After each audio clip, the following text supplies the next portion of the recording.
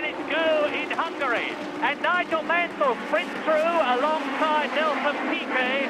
Everybody has got away well, and Mansell is up into second place behind Ayrton Senna as they go into the first right-hander. A superlative start by the Englishman, who's taken the Williams Honda up into second place, and it's Senna leading. Mansell in second place, Nelson Piquet in third position. This is the battle for the lead in the Hungarian Grand Prix, the first one ever in the Eastern Bloc. We're on lap 9, and you see Senna versus Piquet, Lotus Renault versus Williams Honda. And very fast indeed, as you saw. Indeed, the fastest is Alain Prost.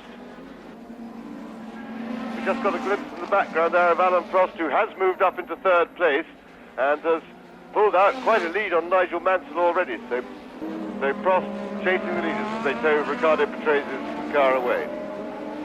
And nearly collected Ayrton Senna in the process. Now, the fact that Prost is going as well as he is, as Senna and Piquet go through to complete the 11th lap, is a testimony to the preparation skill of the McLaren team, and Piquet's going through.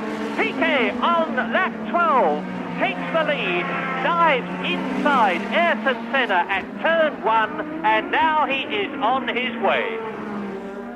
And into the pits comes Alain Prost in third position on lap 17. Yes, that's right. That'll be a tyre stop. We were absolutely right. He was in a little bit of tyre trouble. And now Rosberg's coming in. This is going to cause a bit of panic in the McLaren pit. And he's gone through. Now that's interesting. Keke Rosberg came in at the end of the 17th lap, and this is a disastrous stop for Prost and McLaren, and I will venture the fact that it's lost him the race. Berger, fourth in the Benetton BMW. Johnny Dumfries, a magnificent fifth place. So we have 3 British drivers in the first 6, with Brundle in 6th place. And one of the Lolas is stopped dead in the middle of the circuit. It's Patrick Tambay. I hope the flag marshals go well. This is turn 17, which is the lead corner onto... And here comes Alan Jones with Nigel Mansell sprinting through to lap him. And Nelson Piquet is coming round now to complete lap 35 and into the pits. Now, this is the race leader, and we are sure to get a change of order now, with Senna taking the lead as Piquet goes through, and Senna passes Piquet now. Ayrton Senna leads on lap 36, with Nelson Piquet having his tyre change. Nigel Mansell's stop took just over 8 seconds, and Piquet's was exactly the same. Another superlative stop by the Williams team.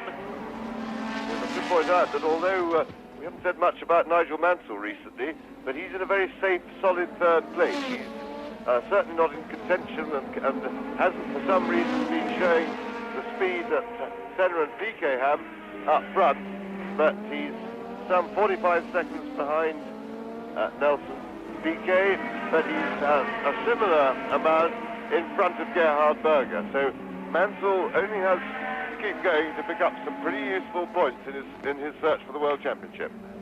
And Senna comes into the pits. Now, are we going to see Nelson Piquet retake the lead, having made his tyre stop? Senna, of course, is running slower now than he would have been if he had completed the lap, and he stops.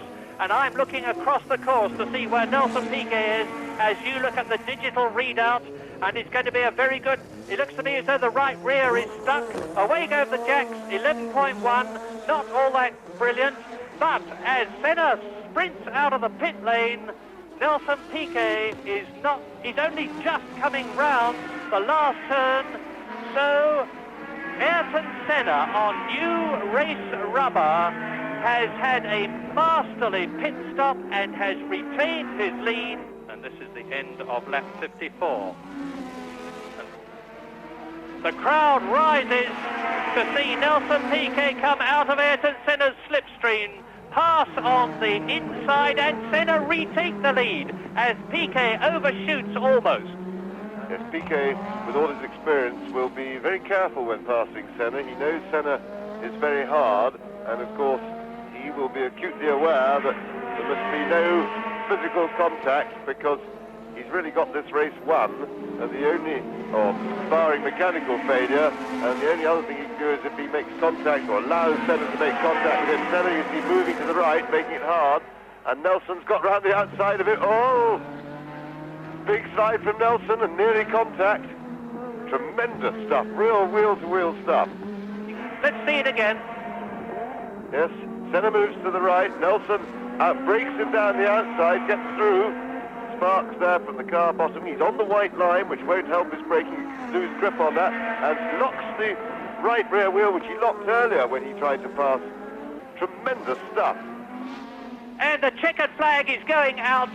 Out comes the finish official as down towards the last bend goes Nelson Piquet on what is, after all, going to have been a 76-lap race. The Brazilian is on his way to his third Grand Prix win of the year, his second in succession.